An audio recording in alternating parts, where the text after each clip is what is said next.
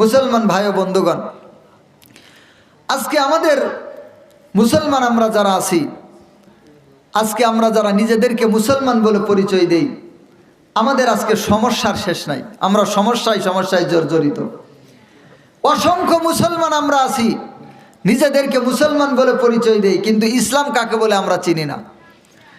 যদি এই যে এখানে মানুষ আছেন 60 বছর 70 বছর 80 বছর বয়সেরও কেউ এখানে আছেন, তাকে যদি বলা হয় মুরব্বী আপনি 5টা মিনিট ঈমান সম্পর্কে বক্তব্য দিবেন, ইসলাম সম্পর্কে 5টা মিনিট বক্তব্য দিবেন, ইসলাম কি জিনিস, ইসলাম কাকে বলে 5টা মিনিট একটু কথা বলবেন, দেখবেন কয়জন মানুষ পারবে।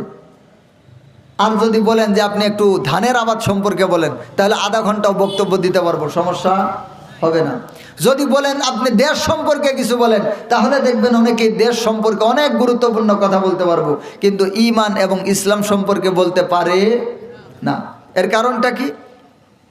এর কারণ হচ্ছে ঈমান এবং ইসলামের সাথে আমাদের সম্পর্ক কম। এই যে আল্লাহ সুবহানাহু ওয়া তাআলা একটা কিতাব পাঠাইছেন, মহাগ্রন্থ আল কোরআন, যেটা 104 খানা কিতাবের মধ্যে 103 খানা কিতাবের মধ্যে যা আছে, আল্লাহ কোরআনের মধ্যে তা সব কিছুকে একত্রিত করে কোরআনটাকে বরত্বপূর্ণ করে আজমতপূর্ণ করে পাঠিয়ে দিয়েছেন, বলেন সুবহানাল্লাহ। তো এই কোরআনের সাথে আমাদের সম্পর্ক আছে। কয়জন মানুষ কোরআন পড়তে পারে?